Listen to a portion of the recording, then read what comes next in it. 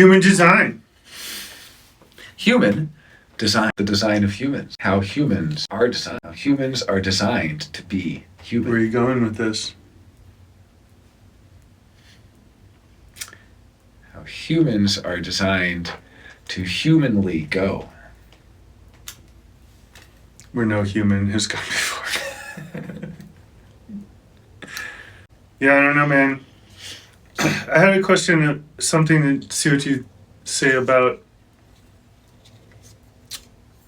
I had a question about the voice. Okay, some people say the voice is the design crystal bundle, and then I've heard also that the voice is the design crystal of the planet. Which is it? Or is there a difference? Well, Ra called it a design crystal bundle, but it raises an interesting question of, in rave cosmology, Ra does say that the planets have, and every star, and they have their own crystals, right? So I wonder if there's a prime design crystal of the planet, which is at the center of the bundle of all the design crystals, in the same way that there could conceivably be prime crystals for each of the 16 Godheads. Oh boy. I mean, it's an interesting question, right? And if the Godheads are associated with certain stars. Yeah, I have never thought about that. I know that Ra did call it the design crystal bundle, but I also, he was trying to explain things in a way that other people could understand them. And so being a 4323, he would know something, but he wouldn't necessarily know how to explain it. Or he would have the wisdom not to try to explain it. Yeah. But, there are these discrepancies sometimes in what Ra would say, where maybe in one lecture he might have said, it's the design crystal of planet Earth that he had an encounter with. I know in the beginning he called it his encounter with the mother. Mm-hmm. It was later that he called it the voice, but when he was telling people just what happened, he said it was the mother. So mystical. This thing that talked to him, did it not have self-reflected consciousness? I don't think it did, no, because I think self-reflected consciousness requires a brain system. Something Ra liked to say was you could take his personality crystal and put it into a dog, and it would have the capacity for consciousness the dog has. Then What's the difference between a man and a dog? What? A man is not a dog. This is one of his favorite jokes. That's right, yeah. Yeah. I was just setting you up for it, but I also thought... Right, yeah. I thought outside of a dog... What is it? What's the Marx joke? Outside of a book, a dog is man's best friend. Inside of a dog, it's too hard to read. It's too dark to read. I don't know. Inside of a book, outside of a book, inside of a dog. Okay, outside of a book, a dog is a man's best friend. Inside of a dog, it's too dark to read. It's Groucho Marx, okay? Okay, it's a complete absurdity, yeah. Yeah, but anyway, well, what's the difference between a man and a dog? A man is not a dog. Gregory Bateson, a difference is a difference that makes a difference. A real difference. Some differences don't make a difference. Okay, what spoke to Ra, the voice, the thing that whose voice it was, had a motive for talking to him. Right? It was like, it's basically like pulling a Prometheus. It's like, I'm giving you this information like that will pull you out of the matrix. I'm giving you a way to escape from the program.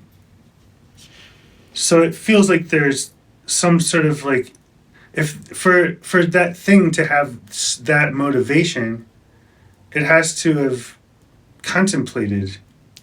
All of our understandings of motivations have to do with self-reflected consciousness because that's what we are. So we are aware. But see, the issue, this gets into philosophy of mind, where the issue is just because I'm aware of a desire or a motivation. And just because I attribute that desire to myself doesn't mean that that desire isn't independent of me. So if we imagine that we're the sole arbiters of intelligence, desire, truth, motivation, and so on in the entire cosmos, and that the rest of the cosmos is just this soulless, nihilistic, mechanistic thing, then yeah, we are the special ones who are we're the only ones who desire. But if desire is actually innate to the cosmos and to different actors within the cosmos, there's a guy named Bruno Latour who actually he coined the term actant, like an actor, but with A-N-T, actant. And an actant, for instance, a hurricane can be an actant, or disease, or, COVID acted on the world. It didn't have self-reflected consciousness, but it had a quote-unquote desire, which was to spread, the desire of the virus to proliferate, to infect. So it's an interesting question. I mean, can we call that a desire, or is a desire exclusively reserved for self-reflected consciousness? And if it isn't that, then why? Why is such a specific thing would come to the surface? I mean, it's literally a way out of this thing that is of the program, which is driving everything. If you think of it as purely antagonistic to the program, but it could be, and this is an interesting question, it could be that the greater harmony or equilibrium, or what we could call metastasis, requires the tension between the homogenizing effect of the program with the differentiating or individuating effect of what we might call the élan vital, which is a term from Bergson, which means sort of the root of life, or the source of life. And so it could be that life itself is antagonistic to the program. That life that formed in bacterial pools and so on was a chaotic, disorganized mess. And that as DNA was evolving and emerging over hundreds of millions of years, it was emerging in an environment where neutrinos were hitting it. And so basically, it's thought, for instance, that the eye formed in response to photons hitting it. It was a mucous membrane that became more and more malleable to allow through the photons and then to be able to interpret them. Similarly, the DNA structure of life itself could have evolved in a sort of response to the neutrino environment of the fixed rhythms of our planet and of the planetary systems and the star systems. And over these fixed rhythms, the annual cycle, and then the rhythms of the planets, the synodic cycles of the various planets, and then the 25,000 year cycle, and so on, happening millions of times over and over again through the evolution of life. Essentially, life, as these kind of in the cosmic sludge of algae that it evolved in, was disorganized. And the program, the neutrino field, is what organizes it through homogenizing it and through imposing constant rhythms. And there's always been an antagonistic relationship between life and the program. And so when you get into this idea that the design crystal bundle is sort of antagonistic to the program, that's just how it's designed. Has anything really been antagonistic to the program, at least to the extent that human beings are? I mean, it really isn't until you've got something like with a mental authority, as we did as seven-centered beings, that you start defying this.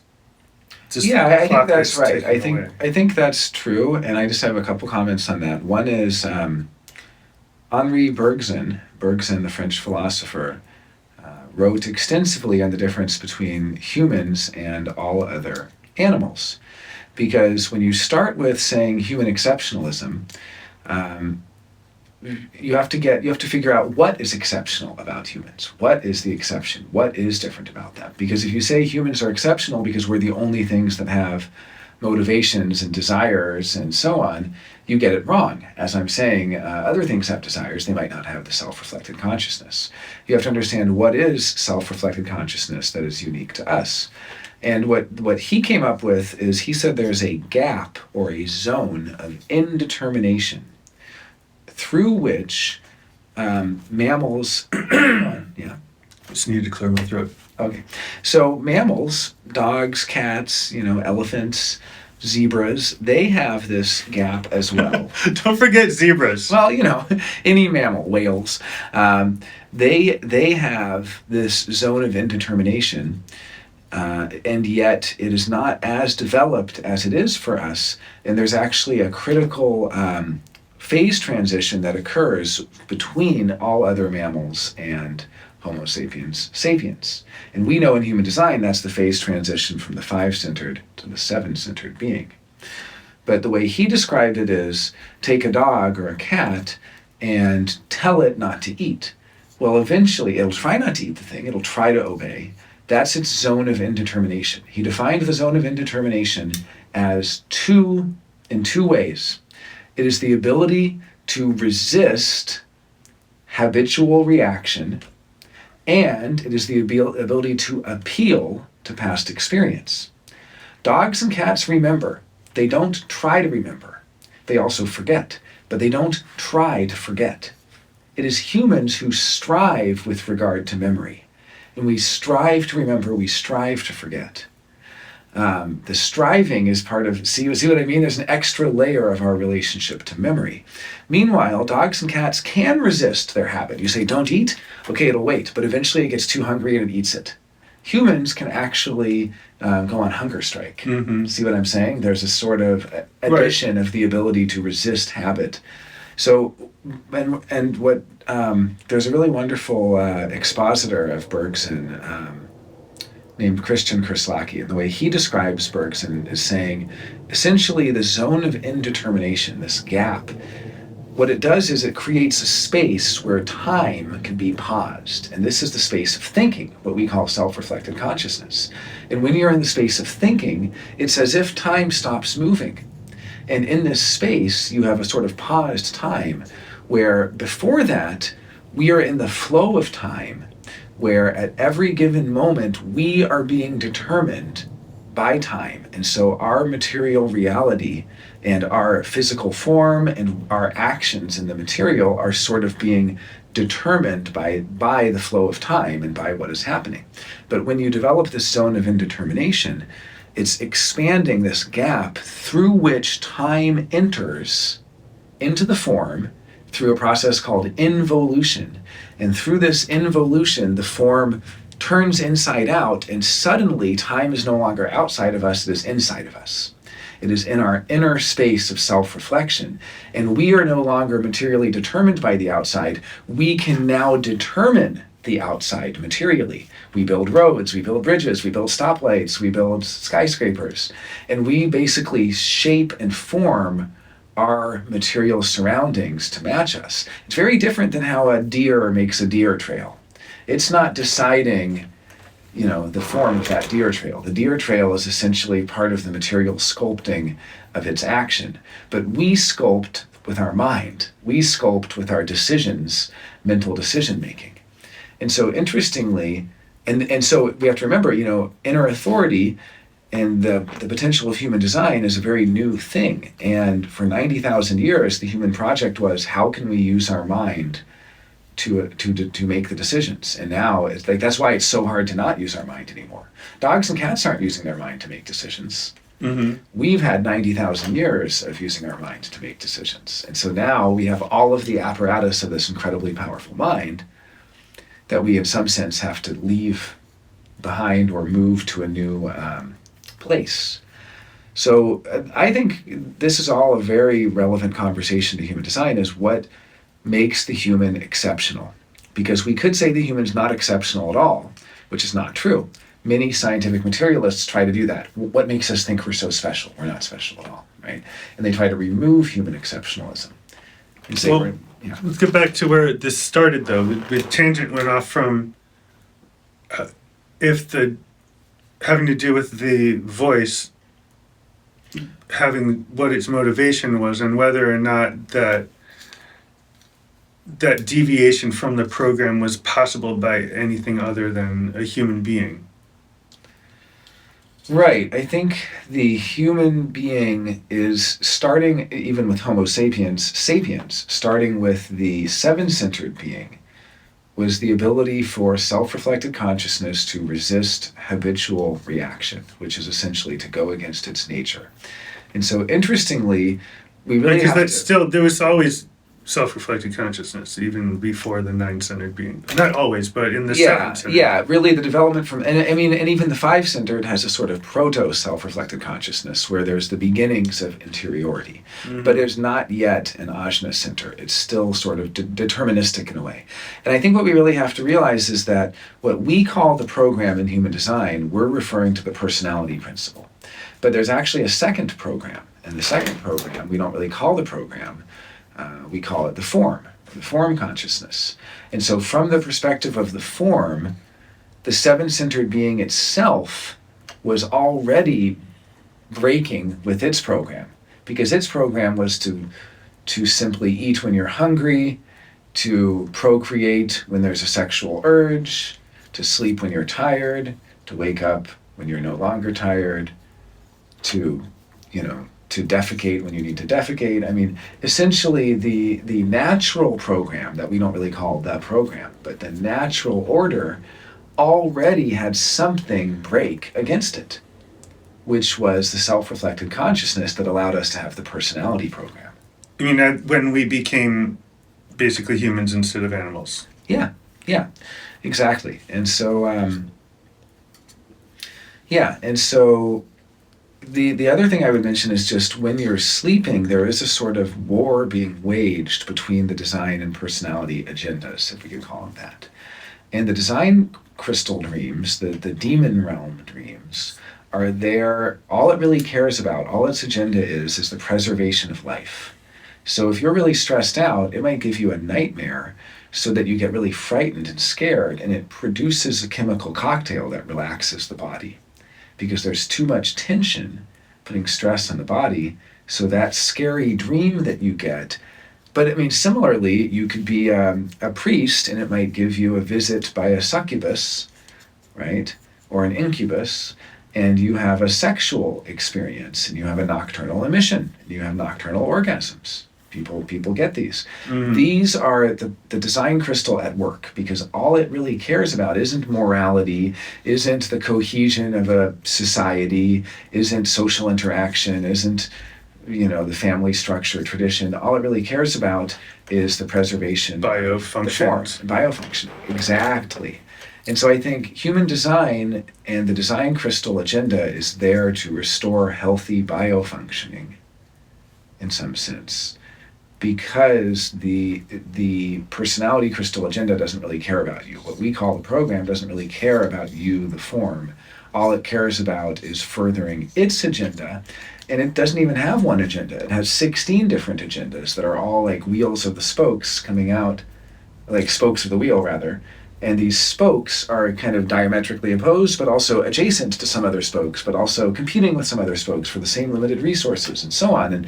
And so each of the prime crystal bundles sort of has its avatars, has its horses in the race, trying to reach its agenda, and you have these 16 fundamental competing human agendas. We have to all get along. No, we have to all, it's like some are saying turn the other cheek, and others are saying learn to be more effective, and some are saying... Why does the program want us to be homogenized? I think it's more about how each of the 16 godheads has its avatars who are fighting for its agenda. Like if you think of it as designed as there are 16 godheads, we like to anthropomorphize them, we like to imagine they have interiority. Like we like to imagine them going, oh shoot, I'm losing. I wish I got to change my strategy to win. I don't think they're doing that. I think they're just mechanistic, global orchestrating directives. But we can imagine them kind of in that Jason and the Argonauts way of all the gods in Mount Olympus looking in the scrying pool, and one god saying, well, this one's my hero, and the other saying, well, that's my hero, and they're both competing for the golden fleece or something, right? So you have these godheads that sort of have avatars on this planet. And I'm using avatar loosely. I don't mean like representative of the god directly, but more like champions. So the Godheads have these champions. Well, what we're calling What you mean, who are human beings? Yeah, human beings. I mean, 1/16 of each so if there's 8 billion people, that's 500 million people for each Godhead, roughly. 500 million people are fighting for Jesus and basically saying, turn the other cheek. And then 500 million are fighting for Hades and saying, make a lot of money. Hades is all about getting ready for death. And if you want to have a good life and you want to have a good death, you're going to need a lot of money so you can be comfortable in your old age. And it's saying, who cares? You don't need to turn the other cheek. You just need to get that money. You need to support the people in your life and support yourself. And then you have Lakshmi, who's saying... Do Mitra because I'm Mitra. Yeah, well, I don't know a ton about Mitra other than... Damn it. No, it's okay. I mean, Mitra I was hoping you did. Isn't it tribal agreements or something, bargains? I don't know, some kind of... What gates are in Mitra, do we know? I mean, I have 3 of them. It's I'm 22, 37, 63, and 36. Okay, so Mitra, oh, that's right, yeah. So Mitra is saying have a lot of sex, support each other, have a lot of affection, be graceful and diplomatic, and ask the right questions or something like that. And so you're sort of right, but you're a champion. Yeah, exactly. Yeah. So, but you're a champion for that agenda. And I sure am. And there's going to be, and the ones that are going to most compete are going to be, the same alternate hanging gates between the same two centers. So like 63 is going to say, ask a lot of questions, but don't think about it too much until the questions show that they're valid, because 63 is a mental stillness and mental relaxation. 64 is high mental activity. It's going to say, no, you have to think about this a lot. You have to think about all the images. It's the competition between the abstract versus the logical. And they are terribly competing with each other. I mean, they're always, which is why it's funny, cross of conscious people have both, and they have sort of inner conflict even within themselves. But what I'm saying is, the competition between the different kinds of circuitry, as each one kind of thinks the other one's not needed. All you really need to do is think about it and make sense of it. The other one says, no, all you need to do is come up with the right questions, and you shouldn't even bother thinking about it until you have and so on. And they have kind of alternative, conflicting approaches. And so the question of why does homogenization occur is, a couple reasons. One is each of the Godheads is trying to homogenize. It's basically trying to fulfill its agenda. So it's essentially a propaganda machine saying, this is the way to solve things. If we think about the head to the ajna as coming up with solutions and trying to, deal with the mental pressure so that we know something. Wait, so the homogenization is, I'm jumping ahead, but just to guess, the homogenization is basically just putting us into one of 16 categories? Yeah, or it's putting us, we have all of this openness where we are susceptible to the propaganda from different agendas. And each of these 16 different agendas is fighting with each other to get you to buy their product, to get you to be on their brand. They're fighting for all of humanity. They're fighting for everyone. Not just the people who come from their bundle. No, people that come from their bundle, or the people that were born into their bundle this time and have even people that just have their gates because Mars happened to be in their bundle. They're basically taxing any planet that happened to be there, any activation, however you want to look at it. If someone's born with Mars in 22, well, they're going to be a shill for Mitra. Someone's born with Venus in 46, they're going to be a shill for Jesus. It's like, that's how homogenization works, is essentially we're a bundle of receptors and we're just being competed over at basically the same way marketers would compete over somebody, a potential customer. By the Godheads. Yeah, and as the Godheads are essentially all propagandizing their agenda through the neutrinos to sort of activate our DNA and say, you really want this. And when we have a hanging gate is when it's a lifelong sort of urge to get that gate on the other end of the tangent. harmonic. So did these Godheads have more influence when they are above us? Or like, I mean, like neutrinos pass at all different angles, but still, I mean, does the location of these godheads have any effect on how they would affect a certain individual, or is it just that they're all coming at us all the time, no matter where they are? I think it's the latter, but what you're asking about in terms of the physical location is what astrology studies with the ascendant. So the ascendant in astrology, and also the midheaven, and also the descendant, and the IC, the Coeli. And these are the four positions that are basically what's directly overhead, what's on the horizon to the east, what's on the horizon to the west, and what's directly below. And that is what's studied in astrology. So if you were to take... Yeah, but it doesn't have to do with gates. No, but it's the same positions. I mean, we know that having a Capricorn ascendant means you either have gate 38 or gate 54 or gate 61 or gate... So, you're going to have one of 5 gates if you have a particular sign on your ascendant. And so if we ask, what do all Capricorn ascendants have in common? Well, in astrology, yeah, we typically say Capricorn ascendants are hardworking and ambitious. Well, 54, root. We typically say they have a lot of energy for improving things, gate 58, because they have a lot of energy to make things better and model excellence and sort of raise the bar. Well, they also have 38. So they're fighters, not in the way that Aries fights, not fighting at a spark, but fighting long-standing struggles that require very arduous, long-term, like a goat, just digging its heels in and kind of persisting. They have 60, limitation. They're good at dealing with. We're just talking about Capricorn ascendant right now. Well, or Capricorn in general, but then the ascendant is somebody who appears, they look like they can handle limitations, and they can look like they can keep persevering through struggle, and they look like they are pressured to think about deep questions with their 61. And so there's a commonality between the signs where in astrology we don't get as precise as human design, so we just mash all the gates together into one illustration that we call Capricorn. Mm-hmm. And that's the illustration of what these 5 gates look like, or 6 gates. Sure, but okay.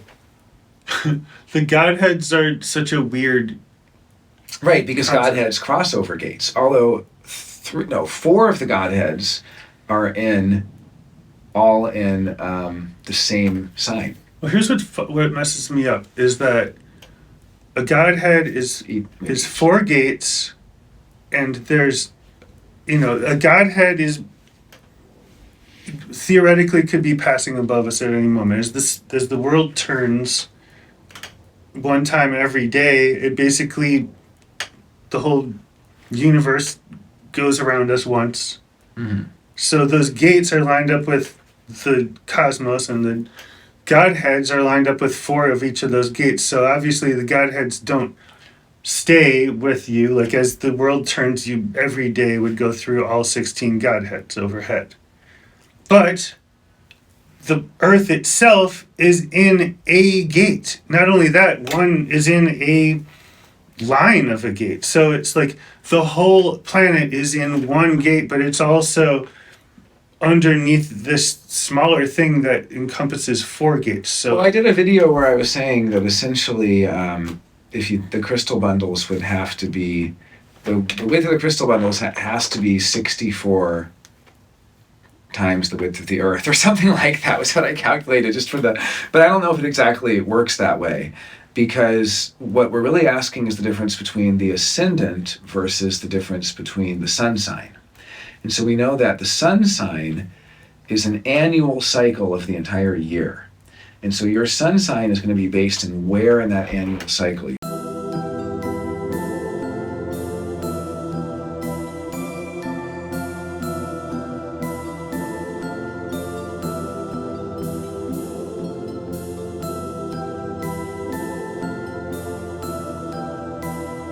I had a feeling I should check that.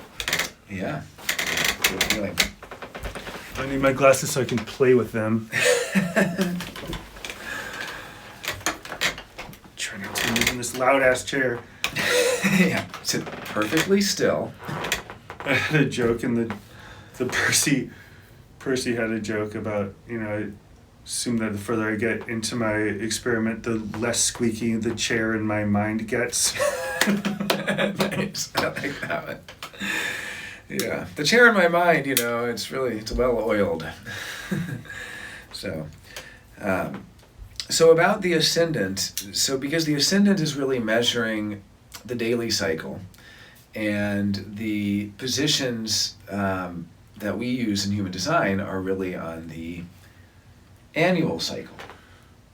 And they're measuring essentially, so like the sun, Earth, that's going to take a whole year to come back around to the same point in the wheel.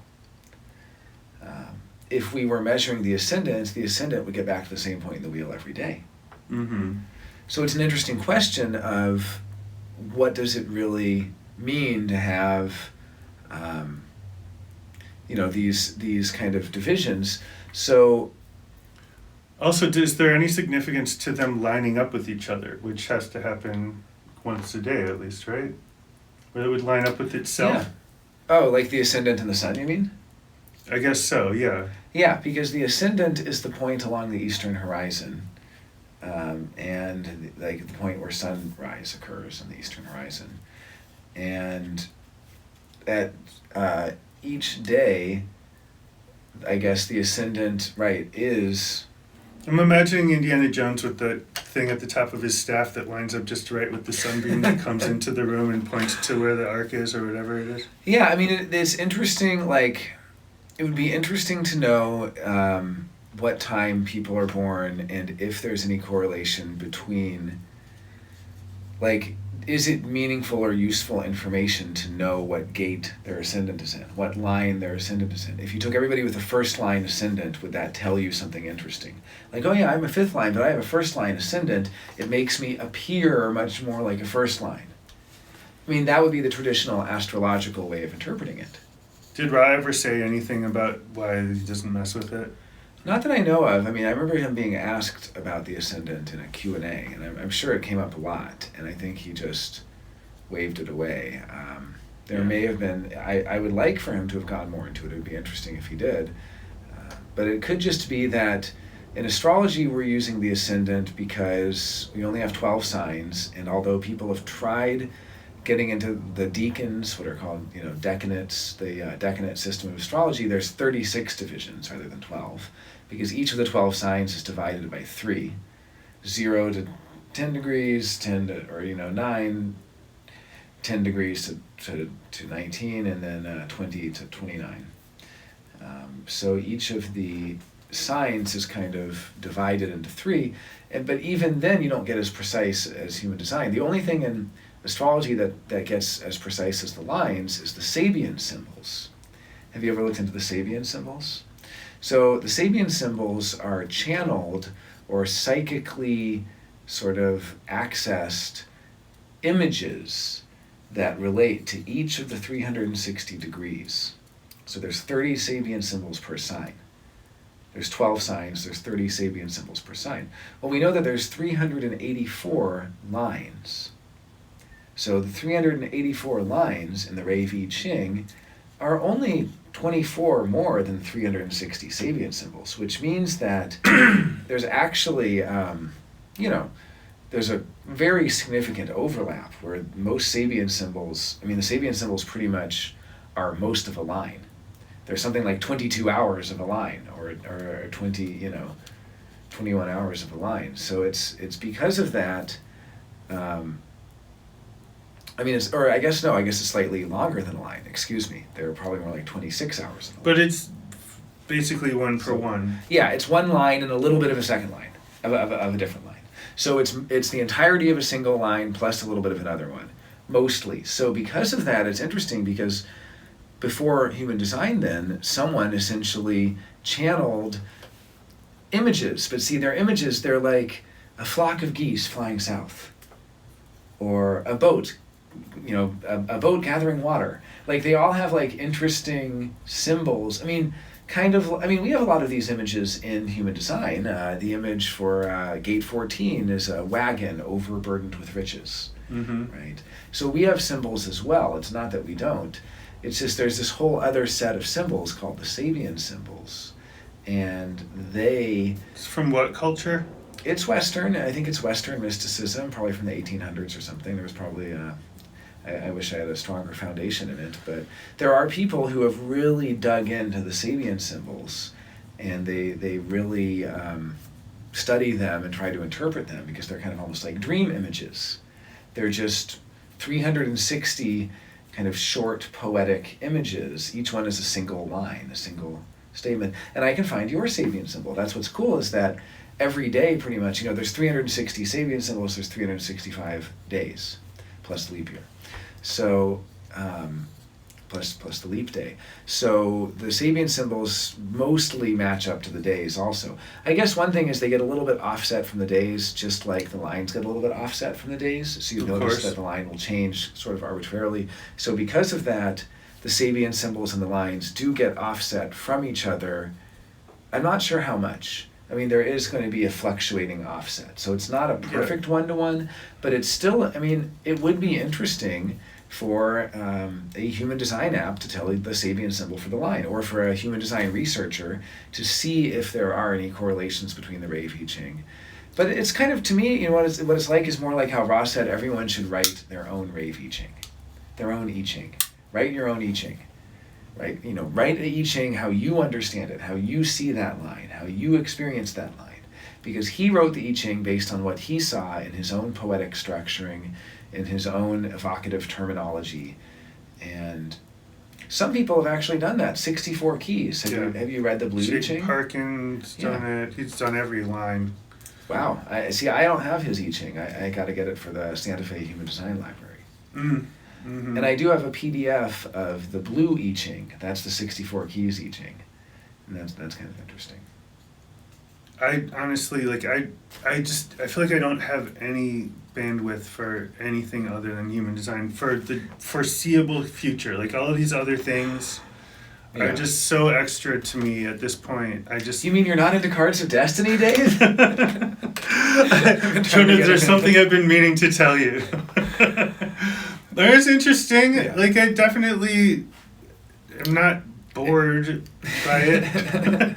But it's just so extra for me. Not because I just think everything else is wrong, but it's just I don't have the space I hardly can learn human design. I'm not a first line at all. Like, you don't have an endless appetite for new systems and cross-referencing these systems and trying to deconstruct how one system may have been related to the other system from the same source. Indeed. As is the case with several people, in case you didn't know. So, I really liked. I was looking at. Are you familiar with Richard Mason? Of course. Okay. So I liked when I was looking at his chart, and he has the 61.3, 61.3. This the third line of gate 61. You have 61? There's a good one. No. Okay. I don't have it either. 61.3. So I don't.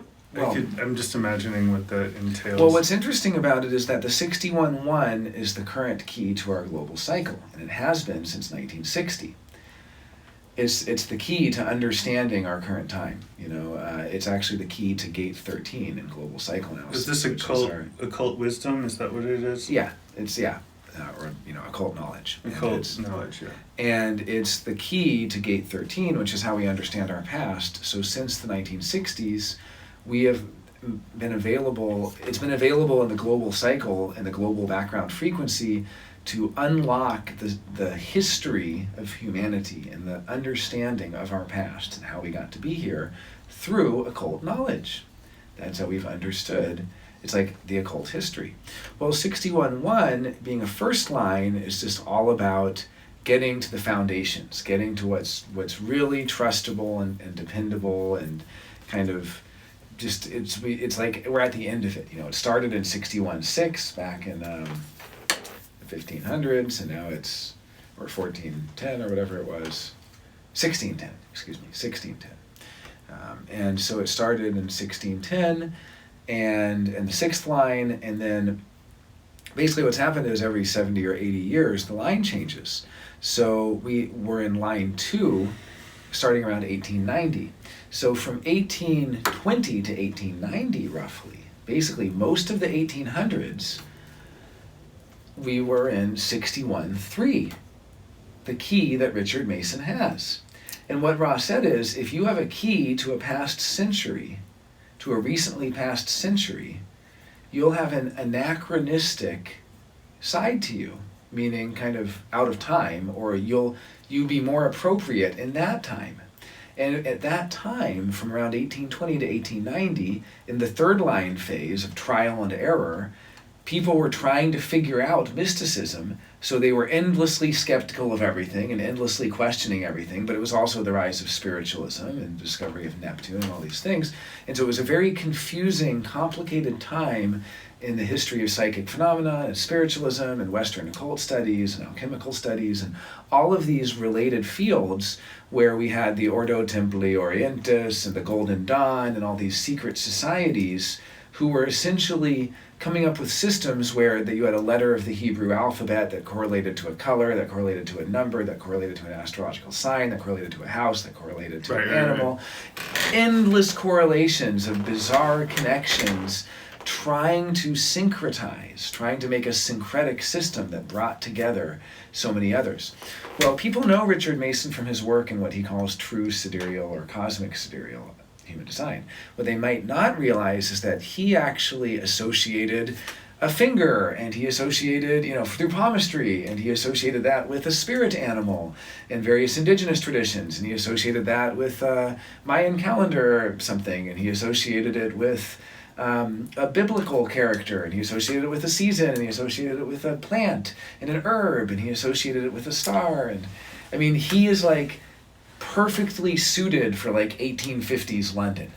They would have eaten this up because that was the time where 61.3 was the key for understanding our mystical past and how we got to be where we are. But right now, it's like a couple hundred years too late, like we're not in that time anymore. We're at the time to get to the real thing, not the time to experiment with what happens if we try to blend this system with that system. Gotcha. Anyway, I just like sharing about Richard Mason because it's an interesting side note, and I think that could be why he wanted to blend sidereal with... And I still get asked almost every day, what's your take on sidereal? I will answer it here. Well, okay, I think that there has to be a dedicated video where you explain this in a minute.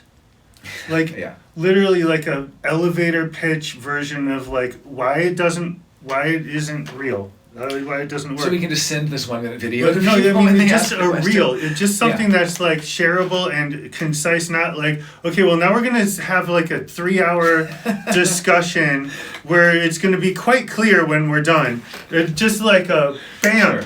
Sure. Or like maybe I'll edit your other thing, but No. Please give us clear cut explanation. The very short reason that I do not use sidereal charts is because I use sidereal in global psychoanalysis. I do, because I look at where the stars are and how they've moved. Right, it has to do, it's not useless. And if you wanted to understand how the sidereal zodiac works with your chart, what you have to understand is you generate a normal, non-sidereal chart, what we call just a human design chart, a body graph. You have your body graph. If you go on mybodygraph.com, you can see it with the zodiac wheel, with the tropical zodiac. Then what you do is... Tropical chart. Yeah, tropical chart. I mean, it is the normal chart. It is the human design chart. So you just make your normal chart, totally the way that Ra did, the way everybody does, except for a very small group of highly devoted sidereal advocates. And you make your normal chart, and then what you do is you can go to astro.com and you can generate your tropical normal chart there. You can see that they're the same, that the planetary positions of your personality are in the exact same signs and the same positions in the zodiac. From there, on astro.com, you turn on the fixed stars, because the fixed stars are what the sidereal is. Whenever people say, well, the tropical isn't real because the sidereal is where the stars really are. Well, you can see where the stars really are. You just turn on the fixed stars. And then what you go is, okay, in April 2023, the current date where we are right now, I can see that Aldebaran is in gate 16. okay, so now I can actually use the sidereal actual position of the star, the real position of the star, to tell me something. But what you find out is they move so slowly, 1 degree, that's like one line pretty much. Slightly more than one line in 72 years. And because they take so long to move a single line and they spend hundreds of years in a single gate, what you quickly discover is that the sidereal positions, you have the same sidereal positions of the stars as like everybody you know. Because everybody who's alive has more or less the same. Like there's some really old people where it's like moved a single line. But it's still in the same gate, usually. The stars. Yeah, the stars. And so because it's moving so slowly, and because it's changing so little, you really quickly realize this tells you much more about the global cycles that last hundreds and hundreds of years. Oh, we see that Aldebaran, associated with revolution and progress, entered into gate 16, associated with science, around the time that the foundations for the scientific revolution emerged in human history in the 1500s, something like that, right? And so because of this, you start to see, okay, the scientific revolution happened when Aldebaran was in gate 16. And what's going to happen when it goes into gate 20? And you can start to analyze it that way. But I guess that's what I'm saying is, this is the correct way to use sidereal. People say, well, why aren't you using sidereal? I say, I am. And they go, but you're not using your sidereal chart. And I say, look, that sidereal chart that you generated is not a real chart. Nobody can, it's like it's misrepresented by the only people that will even generate you these charts are manifestors who aren't informing. If they actually informed how the chart was made, because they've actually misinformed. Richard Mason said, oh yeah, it's a chart that represents the actual position of the stars in the sky, where I've adjusted everything so it matches up to the real positions. It's not. And not at all. Not one bit. Well, what really matters is where the planets and the nodes are. Yeah. I mean, that's right. So that is drastically different because you're just like, you're adjusting it to look through it from this angle instead of this angle or something? Like, there's something very, very different. Like, how do you just tell somebody it's bullshit because it doesn't... Because it moves so slowly? So I think what they change. have to understand is what they're actually talking about. So when they say, Jonah, you're not using a sidereal chart. I was told this the other day at somebody came to Human Design Catalyst. They were a newcomer to HD, and they don't even use sidereal astrology, but they were getting into sidereal astrology after 20 years being in tropical Western. And they kind of said, why doesn't Human Design use sidereal? It seems like so much more accurate because it reflects the real planet, the real star positions. And I say, oh, it does. It does. We use it for global cycle analysis because the stars take 72 years to move a degree, and So I'm like, yeah, we do use it. And they're like, but why, when I go on this website, that's the real question. When I go on Genetic Matrix or when I go on Richard Mason's website, why is it that I can get a sidereal chart? What is the sidereal chart? So the 1 minute reason I don't use those charts is because, one, they're not sidereal charts. They are made up charts that have arbitrarily chosen, they moved the gates over a fixed number of degrees. And by the way, they don't agree with how many degrees to even move them. They don't really know. It's an arbitrary number. Genetic Matrix and Richard Mason use different calculations. So it's, first of all, when they say I have a sidereal chart, I say, which one? Right. Because they don't even agree with each other what sidereal chart. But they're not informing people that there's any disagreement about it. They're just saying, this is your sidereal chart. One of them is sidereal and the other one is true sidereal? Yes, but even that's not correct because true sidereal astrology uses variable length signs. So Scorpio is only 9 degrees wide, Virgo is 35 degrees wide. They've actually adjusted. And so to do that, you would have to shrink some gates to be really tiny and stretch out other gates to be really big. Mm-hmm. And so some gates would take 5.7 days, some gates would take 2 days, some gates would take 12 days. It's like you're making it so that they're arbitrarily, but the real problem is that nobody... Just for the sake of coming up with something new. I think of it as when I play a game with my niece who's she's 7 now, but especially a couple of years ago, I'd be like, you want to you play Uno or so, whatever it is, and she's like, I have a great idea about how we could change the rules of how we play. How about we just turn all the cards up, and then and we each get 12 instead of 5. Yeah. It was like, okay, that sounds really fun. Even though now nobody can win, and the game's gonna be over really fast. But all right, fine. If you want to like do it your way, I guess do something new. Let's do something new. Yeah. Hooray! Hooray for novelty. You did such a good job you're such a good helper, and you had such a good idea, Richard Mason. Here's one really short way to describe it. Why don't I use sidereal charts? Because nobody can agree where a constellation begins or ends.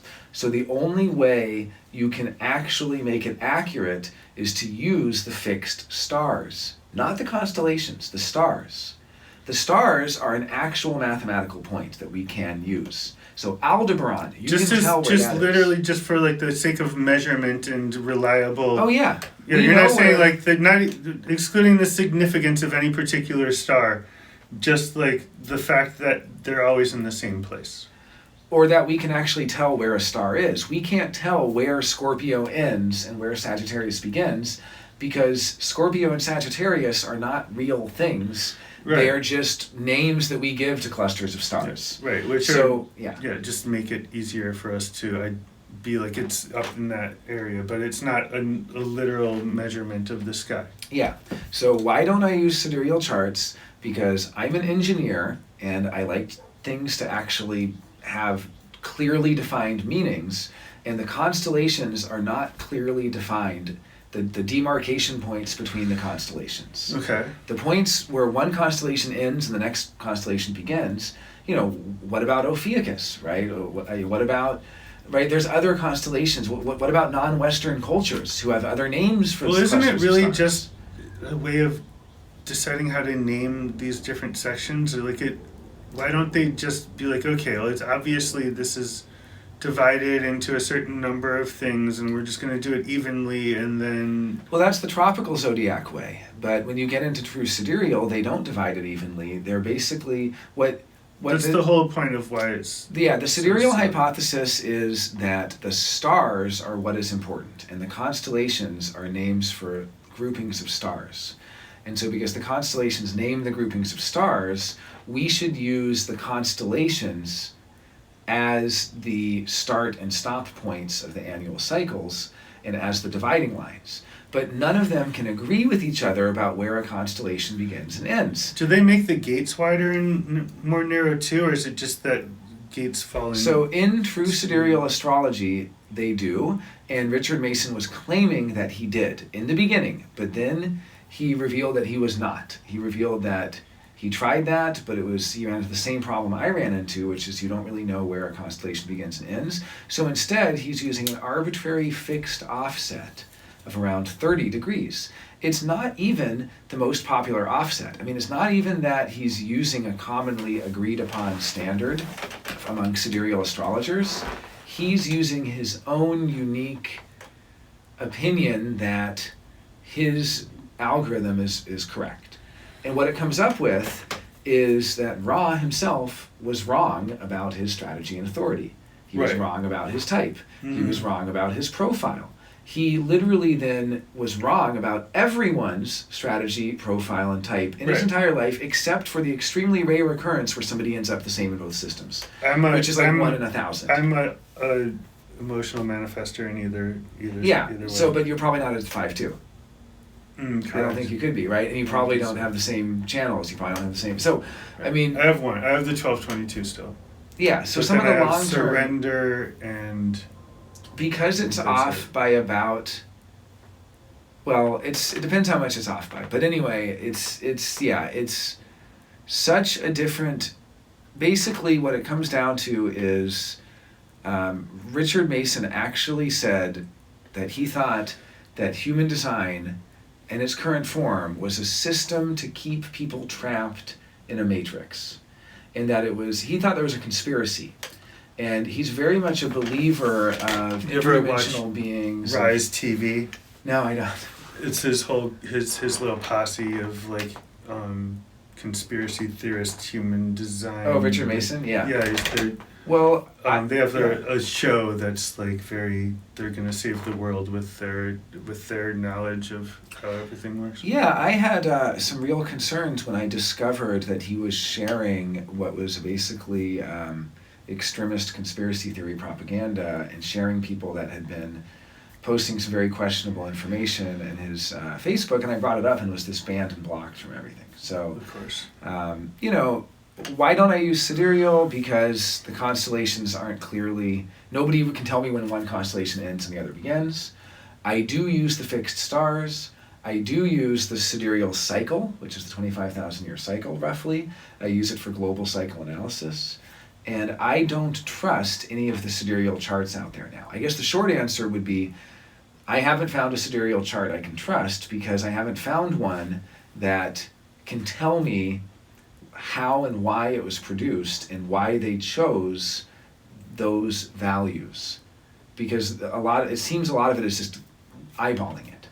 They're like, yeah, that's pretty much where that sign ends. Let's just move it over 30 degrees. But someone else is like, no, we should, because here's the thing, they don't really know, if you do sidereal, there was a point in time that tropical and sidereal were exactly the same. Some people use the birth of Jesus as that time. Some people use the death of Jesus as that time. Some people use the birth of Buddha as that time. Some people use the grand conjunction of Neptune, Pluto, and Uranus back in 600 BC, roughly, of that time. There are literally 15 or more different competing alternative times that are used, and each one results in different offsets of anywhere from 15 to 30 degrees, or even 35 degrees. And that's not even including the people who adjusted the widths of the constellations. So the whole thing is a mess. Why even do it? Because he wanted to have an impact and be historically notable and be famous. It's like, why would somebody do something, totally absurd, but it's to be famous? Why, subject yourself to that? Why subject others to that? Yeah, fame, maybe not fortune, but maybe the hope of fortune, and impact. Did I make you sad with all that? You see that? I want to just.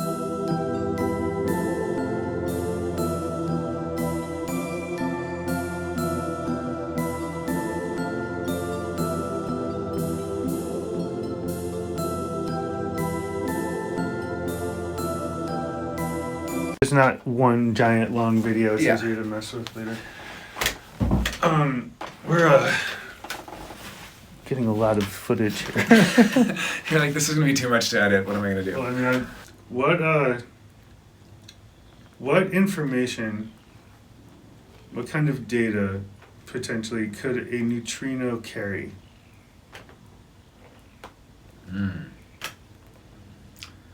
Yeah, I mean, so far we have only gotten out of that neutrino like 3 values, the flavor of the neutrino, which I think there's 3 flavors. Yeah. So far we've only gotten like 1. I've heard 0. 4 though also. Oh, is it 4 now? Well, no, I feel like I heard, but yeah, 3 seems to be a very much agreed on number. Hey Siri, how many flavors of neutrino are there? There are 3 flavors of neutrinos: electron neutrinos, muon neutrinos, and tau neutrinos. Yeah. There's also 3 flavors of leptons, right? And 3 makes sense to me because they, I love particle physics. I think it's worth, if you're interested in the scientific aspects of human design, ChatGPT is really good at explaining. Real quick, isn't anti-neutrino not as a different flavor? Because that might be what I'm thinking. No, I think there's 3 flavors of anti-neutrinos also. Okay. I'm not entirely sure, but it's 3 flavors and 3 anti-flavors. Yeah, basically. And then there's the quarks and leptons, and there's 6. Let's see. Hey Siri, how many types of quarks are there? Strange charm, up, bottom, or up, down. I guess they call them top and bottom as well. And maybe they're different. Strange charm, up, down, top, and bottom. No comment. And switch, of course, is the seventh quark. No, so as far as neutrinos, though, the question being, what information could neutrinos send? Well, because there are three flavors of neutrino, even if they were only sending the information of 1, 0, or 2, I guess, 0, 1, or 2, what can you, I mean, even just 1 and 0, you're able to represent all of the data on the entire internet. Right. Because it can all be represented through ones and zeros. So you're able to really transmit everything, all information, because all you need to transmit information is the ability to differentiate between 1 and 0. And then you just devise systems for the ones and zeros to be translated into words, images, sounds, music, you know. Sure, but we're doing this now based on the idea that each flavor is either a 1 or a 0 or something else, whereas, I mean, they change flavors as they move. Yeah, like ones and zeros change, just like the memory space can have a bit switched from a 1 or a 0. Okay, but then it's more like it's on or off, not that it's changing from one type of thing to another type of thing. But that could be the mechanism. I mean, so essentially, as I understand it, when the neutrino enters into the crystal of consciousness, it has a flavor. And when it leaves the crystal of consciousness, it can have the same flavor or it can change flavors. And this is very similar to having a function that you call in computer programming that's sending a payload of certain data, and it returns a payload of data, and it can either do operations on that data or it can just return the data exactly as is. It can be a clean pass-through where the data is unchanged, or it can modify the data or filter it in some way. Basically, the short answer to what kind of information can you transmit with neutrinos? Well, theoretically, all information, if you could detect them. Right now, we have a hard time to detect them. I don't mean what could you transfer with neutrinos. I mean, like, say a neutrino comes here from anywhere in the whole universe. Like, it's passed through a bunch of things. Yeah. It's been basically gathering information over. Well, the neutrino itself probably isn't gathering the information. What's happening is we have to think of the neutrinos as groups of thousands or millions or even billions or trillions of neutrinos in a single segment. And the first neutrino says, you know, it could be that of the three flavors, the first one says, start listening. Then you have a n number of neutrinos. You have as many neutrinos as you want that are then the message. And then when it hits that first flavor of neutrino again, it just says, stop listening. See what I'm saying? And so it's essentially bundling together 20 trillion neutrinos.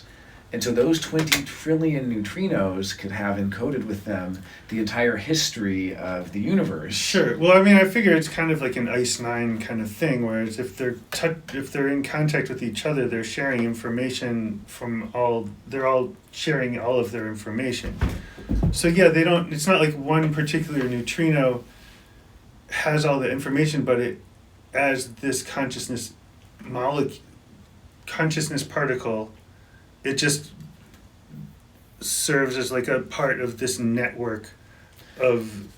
Yeah, it's a packet, just like your phone is receiving packets from cell signals, cell towers, which are connected to satellites, or Wi-Fi sending packets. These are just packets, and right. Each packet has a certain number of bytes, and each byte is a certain number of bits, 8 bits to a byte. And so you have, and each bit is a 1 or a 0. So ultimately, as long as you can tell the difference between one neutrino from another, that's all you need to transmit any information at all. It's very simple. I mean, we don't need even the third flavor. Okay, so this is what I'm getting at. What kind of information? All information. Okay, everything. but still, it's like, okay, it comes from some distant place. It's been through this group of neutrinos. Like whatever, we've got information from a star that's It could like be- 20 million light years away. It could be instructions to produce certain amino acids. It could be instructions to, I mean, it can be turning on and off different biological processes. They can be, the instruction to begin to die theoretically occurs when the moon is in gate 29 and when you've run out of serotonin and the serotonin clock is out and there's no more serotonin to be produced. And so when the moon triggers, I mean, these are all triggers. It works just like computer programming. We don't really know how it works because we haven't, I mean, the study of how it works is human design. So literally, the answer to many of these questions is exactly what we're studying in the body graph. Like, what happens when the neutrinos from the moon, go into such and such? I mean, Ra was talking about how he would be feeling emotions from the moon, and then the moon, because it would activate his solar plexus, would be in gate 19, and he has hanging 49, or it would be in a different gate, that's pointing at his undefined solar plexus. And when the moon left that gate, he felt it leave. And that is literally the neutrino stream that's saying, activate the emotional system, activate the emotional system. Oh, stop activating the emotional system. The stream is gone. So I think what the message is basically saying is turn on, right? And then when it changes, there's no longer a message to tell it to produce those hormones, to produce those amino acids. But still, there's so much more than instructions to be transmitted. There's like stories and feelings and all kinds of. There's the qualities of the gates. There's the qualities of the godheads. There's the qualities of the planets. There's people on the other side of the earth. Like. Yeah, I mean, this gets into the question of like psychic phenomena where somebody's holding up a card and then you're trying to guess what the card is. There's a neutrino passing through them and then passing through you, or there's a neutrino stream, a packet of neutrinos. And so they're seeing a visual representation in their, of this, and then is that visual representation encoded and carried in some sense, or is it auditory, or is it pre-auditory? I mean, it's thought that, so here's an interesting one. There's something that works similar to a sort of artificial telepathy. Just like we as humans have made artificial lungs that we call scuba gear, and we've made artificial wings that we call airplanes, or, we made all these artificial appendages. Well, artificial telepathy, the way it works is it records the microscopic movements of the jaw, Mm-hmm. and then it converts them into words, right?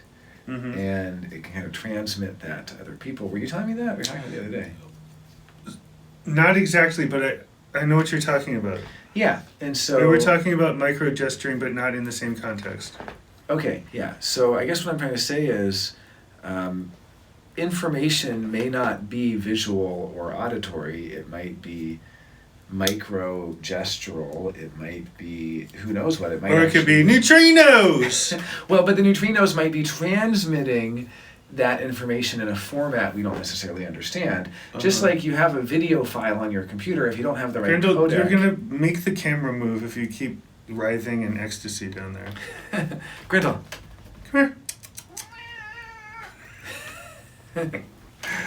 So, go ahead, sorry. Yeah, so you can have the video encoded, but you can't play the video until you have the codec, or you can have the file, but it's compressed or something like that. And so I guess the real question is, how is this information compressed? And we don't really know. We don't have the answer to that. What we do know is that there's a mechanism of transmission, and that mechanism seems to be neutrinos, and that they seem to transmit information, and that what we can detect, or what we can tell, we can only really detect subjectively, because we don't have the ability to detect neutrinos yet scientifically. It takes such a vast amount of them, we only detect one, because so instead what we have is the subjective detection of neutrinos. And that subjective detection is, I feel differently when my solar plexus is being activated because the neutrino stream is activating it. We don't really know that the neutrino stream is activating it. We're kind of taking it on assumption because that is. Well, the neutrino stream the is best hypothesis. at least activating the gates that create the channel, which creates the life force that we are feeling. Yeah. Wow. Grendel is really a lover. Like He's I stop petting and he puts his hand in. Social animal. He's just all Ching. he wants is Yeah. ecstasy. He's just a pure ecstatic being. Yeah, I like that. Wow, what a happy cat. Yep, shake. Cats don't shake, they just put their paw out when they want something. Okay. Why don't you just go over there? It's okay. I'm good. Oh my God, so many things to talk about. Yeah, this is the kind of shit I want to talk about in my podcast. Like I don't. Yeah. I can't like nerd out on color or anything, but I can talk about these broad ideas. Grendel. Yeah, you're just out of control. Okay.